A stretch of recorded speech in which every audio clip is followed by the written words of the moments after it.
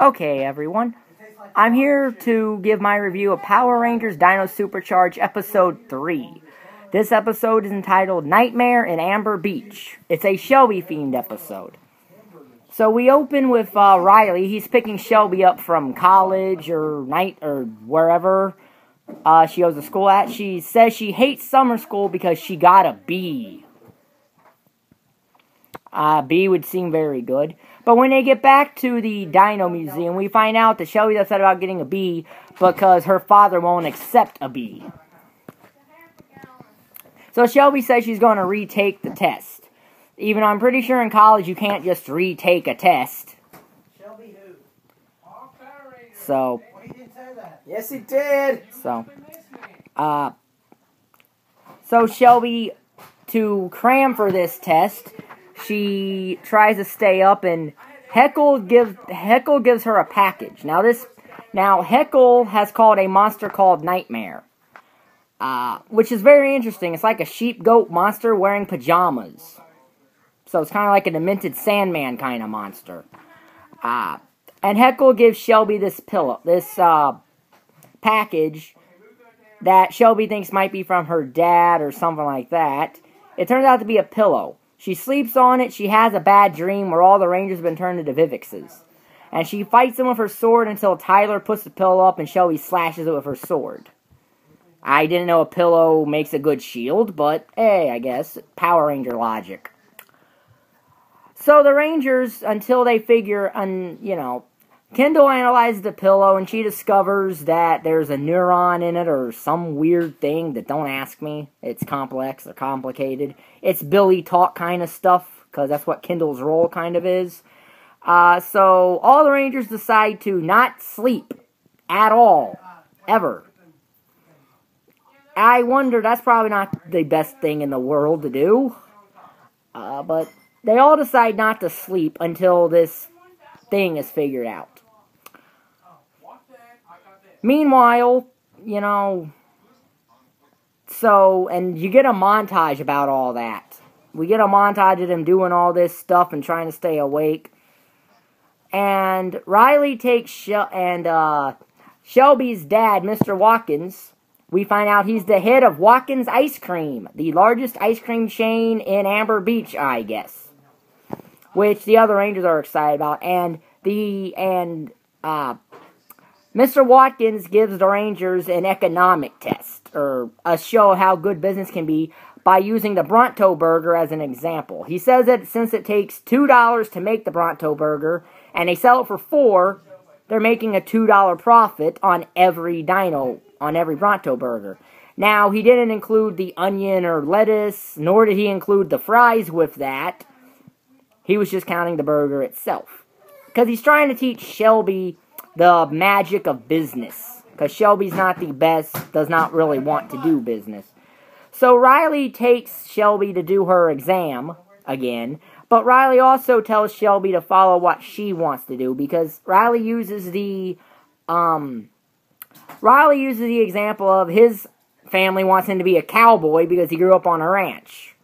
That's kind of stereotypical if you ask me. Because you grew up on a ranch, you have to be a cowboy? No. I'm sure there's ranchers that don't, that's kind of stereotypical, but whatever, it's Power Rangers. And then, Shelby goes in to take her test, and then Curio, showing he actually has a brain in his head, actually puts one of the pillows in Riley's helmet, thus it touches his head when he puts his helmet for his scooter on. That's the smartest thing he's ever done through both Dino Charge and Dino Supercharge. And Riley falls asleep. Now, there was also this thing where the Rangers were fighting the Vivixes and they were too tired, but their blasters worked, and then Ivan showed up and he fell asleep because he was under one of those spells and they destroyed that, restoring Ivan. So Heckle is then back at the Dino Cafe, Heckle's putting everyone to sleep. All the Rangers asleep. He puts Kendall to sleep, and then Shelby walks in and realizes that Heckle works for Snide. Now, Heckle tries to deflate this by saying that it's because Shelby's so fatigued that she's not thinking clearly. But the other Rangers believe Shelby, and then Heckle morphs into Snide.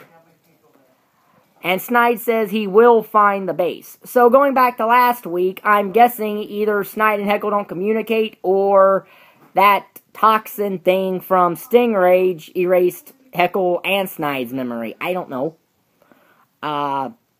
So the Rangers morph, they defeat Nightmare in small form, and then he uses the Magna Beam on himself. I guess he called it, because Snide nor Heckle said it. So it just made him grow. And all three of the Megazords are used, although Kendall, for some dumb reason, is not piloting her own Zord. I do not know why she isn't. Tyler is. Ivan is, of course, in the Terra Charge Megazord, and the other Rangers are in the Dino Charge Megazord using the Stereoraptor formation, the rare Stereoraptor formation. And they destroy Nightmare, and then, you know, back at the museum, Shelby is giving a tour of the museum because I guess being a waitress means you can give people a tour of the museum. I would think Kendall would be doing that. But it's for plot convenience, as her dad happens to be there, says that dinosaurs are her passion and Shelby should pursue that. Shelby says that she wants to make her parents proud of her. And then you get the traditional sappy, your mom and me will be happy of anything you do kind of thing from Power Rangers. Kind of MMP Ari in a way. But Shelby calls in a favor to thank Riley for his advice, and it's a dinosaur ice cream cake for the entire team. And Keeper shows up in his one thing, and it wasn't even to give advice, it's just to look at this ice cream cake that he probably doesn't even know what it would be. So, this is actually a good episode. Probably not as good as the first two, but they are developing Shelby very good, which is something that Pink Rangers don't get a lot of. The best developed up Pink Ranger up until this point ever in any Power Ranger franchise is Jen. But then again, she was also the strongest Pink Ranger. Kimberly didn't get a lot of development until Season 3 when she was getting ready to leave, predominantly.